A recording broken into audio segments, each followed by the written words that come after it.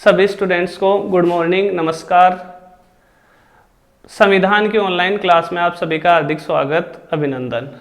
देखो दोस्तों, इससे पहले अपने उद्देशिका या प्रस्तावना को लेकर 2 वीडियो अपलोड किए जा चुके हैं, जिसमें अपन ने उद्देशिका या प्रस्तावना को लेकर चर्चा की है।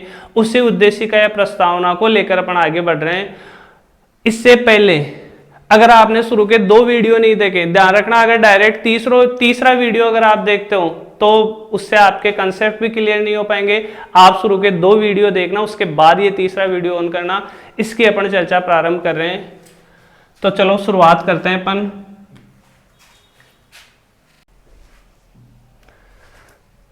पहली लाइन कहती, हम भारत के लोग भारत को संपूर्ण प्रभुत्व संपन्न समाजवादी पंथ निरपेक्ष लोकतांत्रिक गणराज्य बनाने के लिए समस्त नागरिकों को, इसके बाद में लिखा हुआ है समस्त नागरिकों को क्या क्या मिला हुआ है। पहली लाइन में तो लिखा हुआ है सामाजिक, आर्थिक, राजनीतिक न्याय।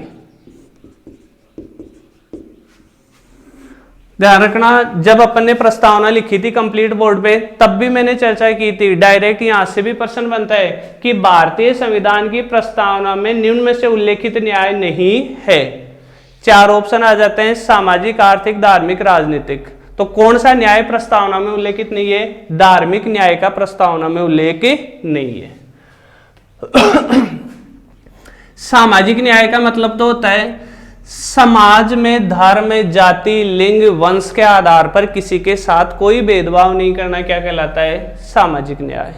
हालांकि इसके अंदर से अपने क्वेश्चन बनने की संभावना नहीं है, लेकिन फिर भी अपन एक एक वर्ड का संक्षेप में अर्थ देख लेते हैं। सामाजिक न्याय का मतलब समाज में धर्म, जाति, लिंग, वंश आदि के आधार पर किसी के साथ कोई भेदभाव नहीं हो, सबको समान समझा जाए, यही क्या कहलाता है? सामाजिक न्याय। आर्थिक न्याय का अर्थ वही होता है जो अपन ने किसका अर्थ देखा था? समाजवाद। क्योंकि समाजवाद अपने आप में किस अवधारणा को शामिल करता है? आर्थिक अवधारणा को। तो आर्थिक न्याय का मतलब अपन बता सकते हैं वही 39B व अनुच्छेद 39C। अगर समाज में जो भी भौतिक संसाधन है उसका सबके हित में प्रयोग हो रहा है, इसका मतलब कौन से न्याय की स्थापना हो रही है? आर्थिक न्याय की।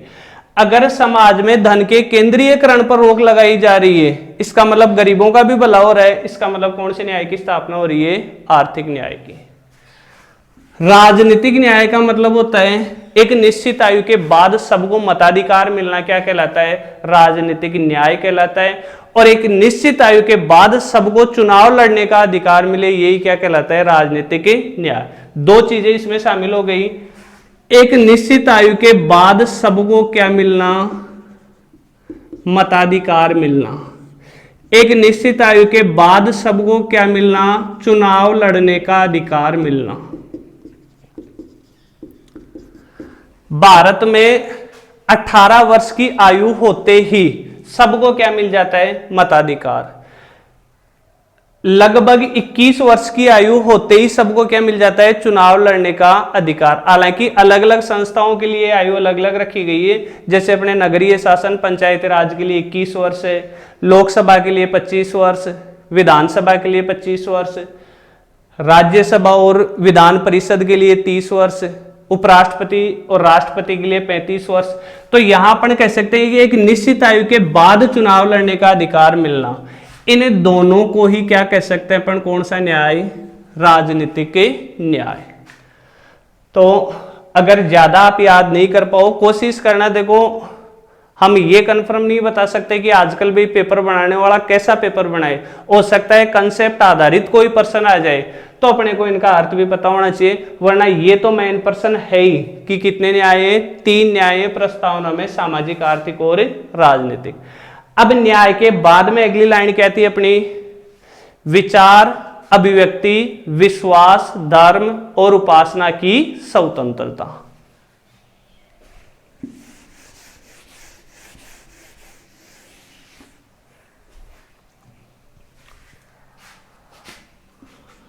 इसके बाद में जो लिखा हुआ था, विचार, अभिव्यक्ति, विश्वास, धर्म और उपासना की स्वतंत्रता।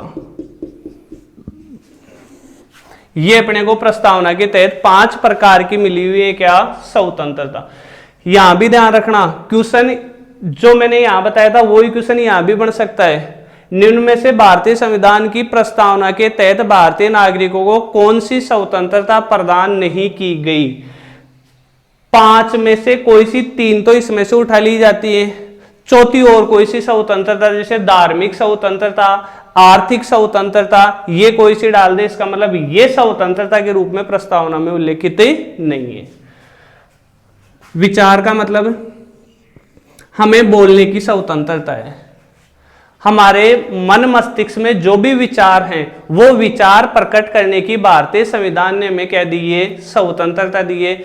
यहां तक कि भारत का जो शासक है, अपन कह सकते हैं जिसके हाथों में शक्ति केंद्रित है, वर्तमान प्रधानमंत्री के हाथों में जो शक्ति केंद्रित है, प्रधानमंत्री के खिलाफ भी अपने को बोलने की क्या है, स्वतंत्रता है, जो अपने को किसने दी है, भारतीय संविधान की प्रस्तावना ने दी है।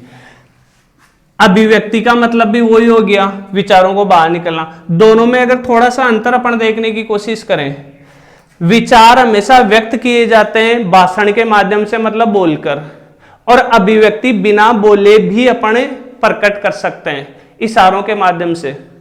इसका मतलब जा भाई तू चला जाए ऐसे। अब मैंने विचार प्रकट कर दिए कि तू चला जाए यहां से, बिना बोले विचार प्रकट कर दिए, इसका मतलब ये क्या हो गई, अभिव्यक्ति हो गई। विश्वास की हमें स्वतंत्रता है, मतलब विश्वास का मतलब हो गया चाहे तो अपन आस्तिक हो चाहे हम नास्तिक हो, चाहे हम किसी भगवान में विश्वास करें, चाहे हम वेदों में विश्वास करें, चाहे अपन विश्वास नहीं करें, ये भी अपने को क्या है, स्वतंत्रता। धर्म की अपने को क्या है, स्वतंत्रता। किसी भी धर्म को अपन अपना सकते हैं, यहां तक कि हम हमारा धर्म भी परिवर्तन कर सकते हैं। तो धर्म के मामले में भी अपने को क्या है, स्वतंत्रता। उपासना की स्वतंत्रता का मतलब है हम किसी भी तरीके से उपासना कर सकते हैं, चाहे तो हमारी इच्छा हो तो सुबह अगरबत्ती करके आओ, चाहे सुबह नारियल बदार के आओ, चाहे अपन अल्लाह अकबर करके आओ, जैसा भी अपने को पसंद है उस तरीके से अपन क्या कर सकते हैं, उपासना कर सकते हैं। इसके बाद में जो अगली लाइन लिखी हुई है वो लिखी हुई है अपने प्रस्तावना में, प्रतिष्ठा व अवसर की समानता।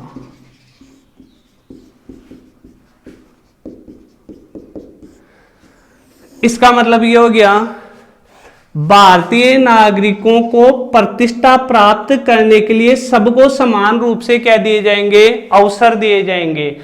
आज आप लोग तैयारी कर रहे हो, आप जैसे ये मान लेते हैं कि आप लोग रिट की तैयारी कर रहे हो, तो रिट की एग्जाम में जो बच्चे बैठेंगे इसमें क्या अपने ये प्रावधान थोड़ी हो सकता है कि यार ये तो पीएम का बेटा है, सीएम का बेटा है, इसकी तो नौकरी लगनी चाहिए, इसको तो एक आसान सा पेपर दे दो, वो पेपर पास करते इसकी तो नौकरी लग जाएगी। ऐसा तो नहीं है ना। सबको अपनी पद व प्रतिष्ठा प्राप्त करने के लिए सबको क्या मिलते हैं, समान रूप से अवसर मिलते हैं। सबका एक ही पैटर्न का पेपर होगा और सबकी कट ऑफ में भी कैटेगरी वाइज क्या होगी, समानता होगी। इसका मतलब प्रतिष्ठा प्राप्त करने के लिए हमें क्या दिए गए, समान अवसर। इसके बाद में लिखा हुआ है व्यक्ति की गरिमा, राष्ट्र की एकता व अखंडता सुनिश्चित करने वाली बंधुता। प्रत्येक व्यक्ति को गरिमापूर्ण तरीके से जीवन जीने का अधिकार है। ये नहीं कि अपन किसी व्यक्ति पर ऐसा अत्याचार करें कि वो अपना जीवन गरिमापूर्ण तरीके से नहीं बिता पाए, तो ऐसा अपन नहीं कर सकते। हमें ऐसी बंधुता या ऐसा भाईचारा रखना है जिसमें राष्ट्र की एकता बनी रहे और राष्ट्र अखंड हो। अखंड का मतलब राष्ट्र खंड खंड टुकड़ों में ना बट जाए। ऐसी अपने को क्या दर्शानी है, भाईचारा या बंधुता, जिससे देश की एकता रहे और पूरा देश क्या रहे, अखंड रहे। फिर लास्ट लाइन में लिखा हुआ है आज 26 नवंबर 1949 को भारतीय संविधान को अंगीकृत, अधिनियमित व आत्मार्पित किया जाता है। तो यहां से वही एक तो डायरेक्ट प्रश्न कि किस तारीख को या कब भारतीय संविधान को अंगीकृत, अधिनियमित व आत्मार्पित किया गया, कब किया गया? 26 नवंबर 1949 को।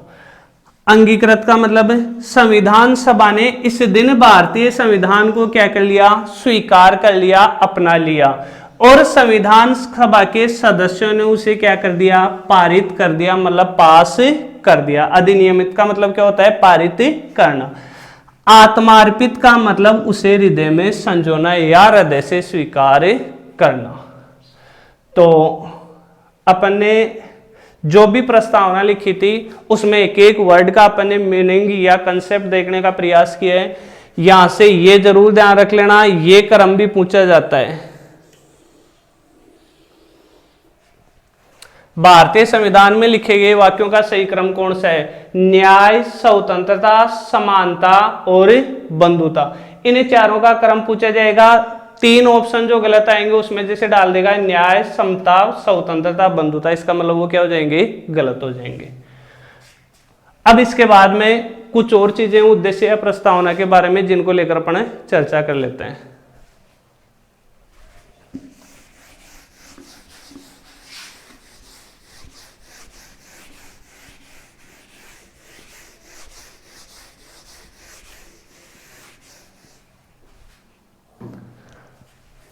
जैसे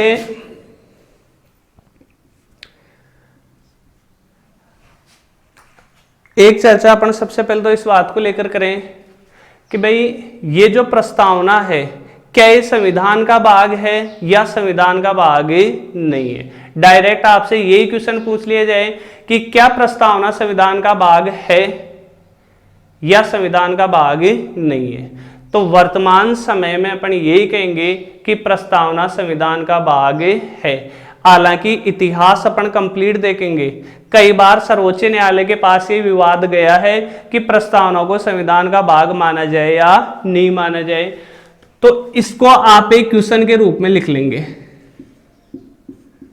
क्या प्रस्तावना, प्रस्तावना कह दो चाहे उद्देशिका कह दो, क्या प्रस्तावना संविधान का भाग है?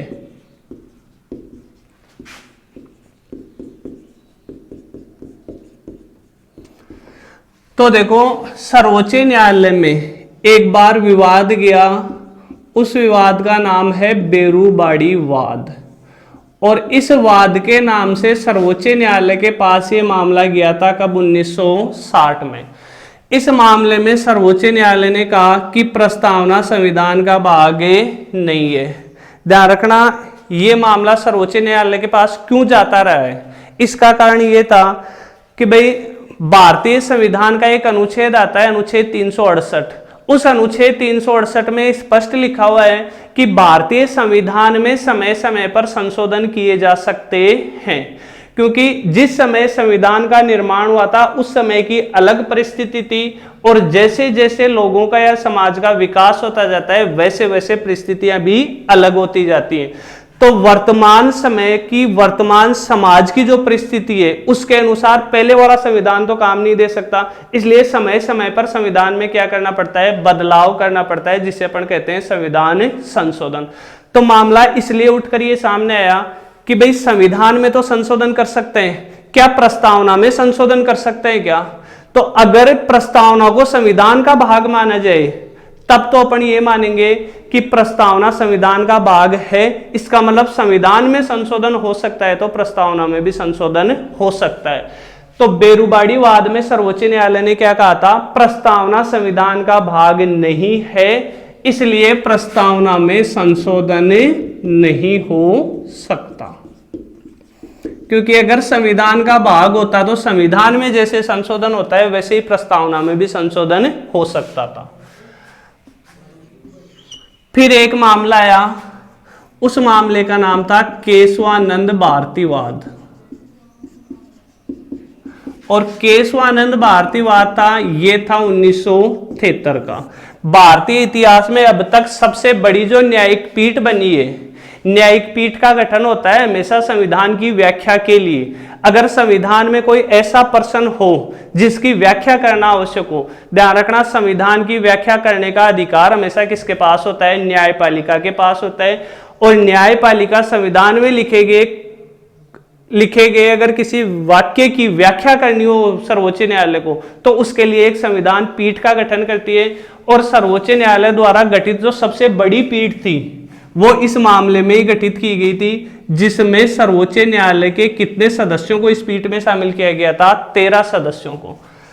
और उस समय मुख्य न्यायाधीश हुआ करते थे SM सीकरी। तो केशवानंद भारतीयवाद में सर्वोच्च न्यायालय ने कहा प्रस्तावना संविधान का भाग है और संविधान का भाग है तो इसमें संशोधन हो सकता है। अब कारण समझना कि भाई इसमें तो सर्वोच्च न्यायालय ने ऐसा क्यों कहा कि संविधान का भाग नहीं है और इसमें ऐसा क्यों कहा कि संविधान का भाग है। देखो इसका सर्वोच्च न्यायालय ने कारण क्या बताया।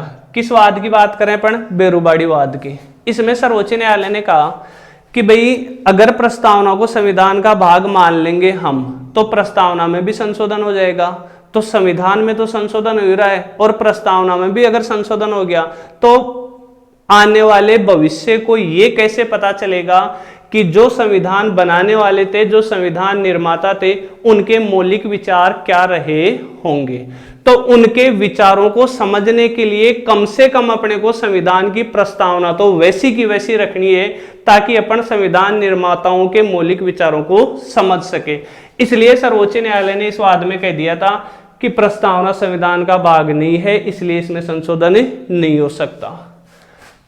इसमें सर्वोच्च न्यायालय ने जो निर्णय दिया वो इस आधार पर दिया कि भाई ये जैसे प्रस्तावना है और ये अपना क्या हो गया, संविधान हो गया। इस प्रस्तावना के आधार पर ही किसका निर्माण हुआ है, संविधान का निर्माण हुआ है। जैसे हिंदी की प्रस्तावना के आधार पर ही हिंदी का शेष निबंध लिखा जाता है, तो प्रस्तावना को पढ़कर अपन अनुमान लगा सकते हैं कि हिंदी का निबंध क्या होगा। प्रस्तावना को पढ़कर अपन अनुमान लगा सकते हैं कि ये संविधान कैसा निर्मित होगा, इस संविधान में क्या लिखा होगा। तो केशवानंद भारतीयवाद में सर्वोच्च न्यायालय ने क्या कहा, अगर संविधान में बदलाव करते रहोगे प्रस्तावना में कोई बदलाव नहीं होगा तो लास्ट में आके खुद को अपने को ऐसा एहसास होगा कि ये प्रस्तावना तो इस संविधान की है ही नहीं। तो संविधान में बदलाव करो तो साथ के साथ किसमें भी बदलाव करो, प्रस्तावना में भी बदलाव करो। इस आधार पर इस केशवानंद भारतीयवाद में सर्वोच्च न्यायालय ने क्या कह दिया, प्रस्तावना संविधान का भाग है इसलिए इसमें संशोधन हो सकता है। अब सर्वोच्च न्यायालय ने जब संशोधन की मंजूरी दे दी उसके बाद भारत के संविधान की प्रस्तावना में क्या होता है, संशोधन होता है। अब तक भारतीय संविधान में 100 से ज्यादा बार संशोधन हो चुके हैं और प्रस्तावना में जो संशोधन हुआ था वो हुआ था 42वें नंबर का, जिसे अपन कहते हैं 42वां संविधान संशोधन। और ये 42वां संविधान संशोधन कब हुआ था, 1976 में। 42वें संविधान संशोधन 1976 के तहत प्रस्तावना में 3 वाक्य शामिल किए गए थे। कौन कौन से, समाजवाद, पंथ निरपेक्ष और अखंडता। ये तीनों वाक्य ध्यान रखना, जब मूल रूप से संविधान निर्माताओं ने प्रस्तावना का निर्माण किया था ये तीनों वाक्य प्रस्तावना में लिखे हुए नहीं थे। ये तीनों वाक्य शामिल किए गए कब, 1976 में। कौन से संविधान संशोधन द्वारा, 42वें संविधान संशोधन द्वारा। अब यहां से आपके एक बहुत अच्छा प्रश्न बनता है, डायरेक्ट तो प्रश्न बनाने वाला ये बना ही लेता है कि 42वें संविधान संशोधन 1976 द्वारा प्रस्तावना में निम्न में से कौन सा वाक्य शामिल नहीं किया गया। 3 तो ये आ जाते हैं, समाजवाद, पंथ निरपेक्ष, अखंडता, संप्रभुता। तो इसका आंसर क्या हो जाएगा, संप्रभुता। अगर इसी प्रश्न को थोड़ा और टफ बनाने का प्रयास करें अपन, क्वेश्चन आ गया मूल संविधान। अब मूल संविधान का मतलब, जब मूल संविधान लिखा हुआ हो इसका मतलब होगा जिस समय संविधान का निर्माण हुआ था उस समय के संविधान की बात है। मूल संविधान में प्रस्तावना में लिखे गए वाक्यों का सही क्रम है।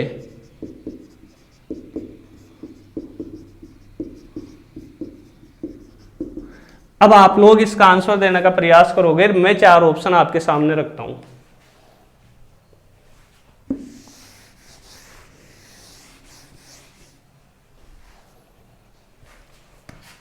जैसे इसका पहला ऑप्शन है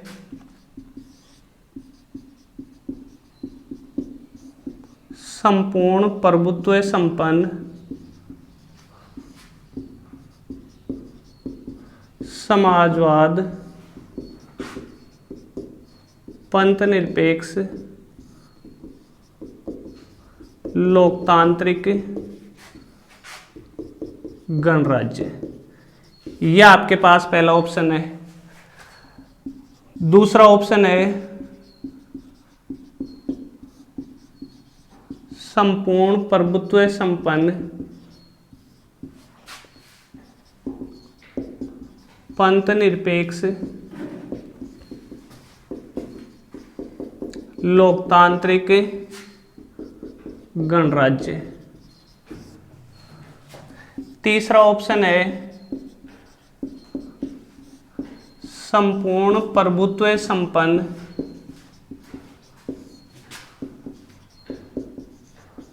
लोकतांत्रिक गणराज्य। चौथा ऑप्शन है संपूर्ण प्रभुत्व संपन्न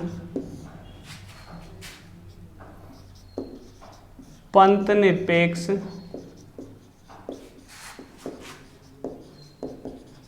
समाजवादी गणराज्य। ये 4 ऑप्शन है आपके पास। क्यों? अब बताओ इसमें से सही आंसर कौन सा होगा। तो देखो इसका जो सही आंसर होगा वो आंसर होगा कौन सा? सी। क्योंकि अब 2 क्वेश्चन है। अगर आपसे क्वेश्चन पूछा जाता है कि प्रस्तावना में लिखे गए वाक्यों का सही क्रम कौन सा है, तब तो अपना आंसर होगा पहला, क्योंकि प्रस्तावना में जो लिखे गए वाक्य हैं उनका सही क्रम कौन सा है? संपूर्ण प्रभुत्व संपन्न समाजवाद पंथ निरपेक्ष लोकतांत्रिक गणराज्य। लेकिन मैंने आपको यह बताया था कि 3 शब्द बाद में जोड़े गए थे। कौन कौन से? समाजवाद, पंथ निरपेक्षता और अखंडता। तो यहां से समाजवाद हटा दो, पंथ निरपेक्षता हटा दो, अखंडता तो अपन ने वर्ड पहली लाइन में दिया भी नहीं। तो ये दोनों वर्ड तो कब जुड़े थे? 42वें संविधान संशोधन द्वारा। तो मूल संविधान की बात करें अपन कब की? जब संविधान का निर्माण हुआ था तब प्रस्तावना में लिखे गए वाक्यों का सही क्रम कौन सा है? तो ये दोनों हटा दो, तब सही क्रम होगा संपूर्ण प्रभुत्व संपन्न लोकतांत्रिक गणराज्य। तो सही आंसर है संपूर्ण प्रभुत्व संपन्न लोकतांत्रिक गणराज्य। तो ये कुछ कंसेप्ट वाले प्रश्न है जिनका विशेष तौर से आपको ध्यान रखना है। अब लास्ट अपन अंतिम चरण में प्रस्तावना के, जिसमें अपन चर्चा करेंगे विद्वानों ने प्रस्तावना को, अलग अलग विद्वानों ने कुछ अलग अलग संज्ञा दिए, तो किसने प्रस्तावना को क्या कहा है वो अपन लास्ट पॉइंट और देख लेते हैं प्रस्तावना में।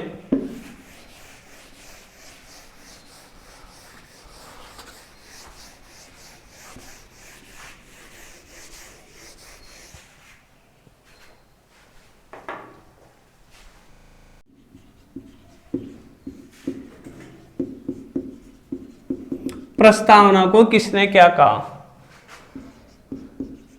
एक ब्रिटेन का विद्वान है, इंग्लैंड का विद्वान है बार्कर, जो संविधान का भी बहुत बड़ा विशेषज्ञ माना जाता है, जिसने कई देशों के संविधानों का अध्ययन किया। उसके बाद बार्कर ने एक वाक्य कहा था, दुनिया के संविधानों में सबसे अच्छी प्रस्तावना भारतीय संविधान की है। तो ये वाक्य किसने कहा था? बार्कर ने। क्या कहा था? दुनिया के संविधानों में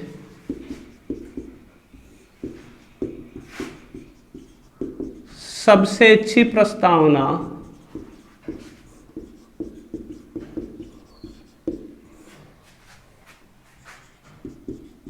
भारतीय संविधान की है। ये कथन किसका है? बारकर का। बारकर का ही एक और कथन है।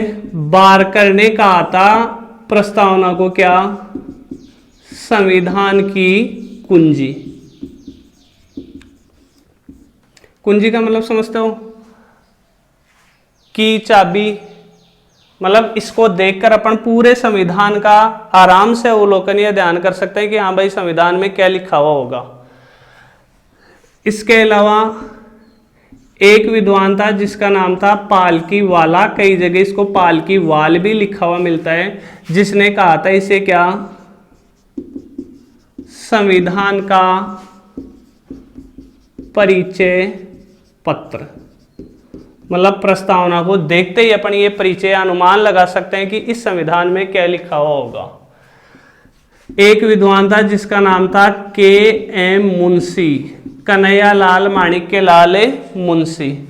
इसने प्रस्तावना को कहा था संविधान की राजनीतिक कुंडली।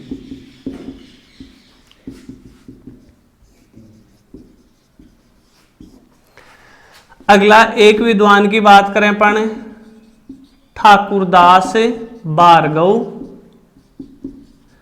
व दूसरा विद्वान था पंडित जवाहरलाल नेहरू। पंडित जवाहरलाल नेहरू, इन्होंने प्रस्तावना को कहा था क्या? संविधान की आत्मा।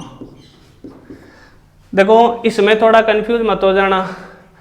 जब अपन पहले के क्वेश्चन देखते हैं ना जो एग्जाम में आ चुके, ये क्वेश्चन जितनी बार है कि किसने प्रस्तावना को संविधान की आत्मा कहा है, हर बार जितनी भी बार किसी एग्जाम में मैंने ये क्वेश्चन देखा है, हर बार ऑप्शन में मिलता है क्या? पंडित जवाहरलाल नेहरू, और अपन सही कर देते हैं और वो आंसर अपना सही भी रहता है, क्योंकि पंडित जवाहरलाल नेहरू ने प्रस्तावना को क्या कहा था? संविधान की आत्मा कहा था।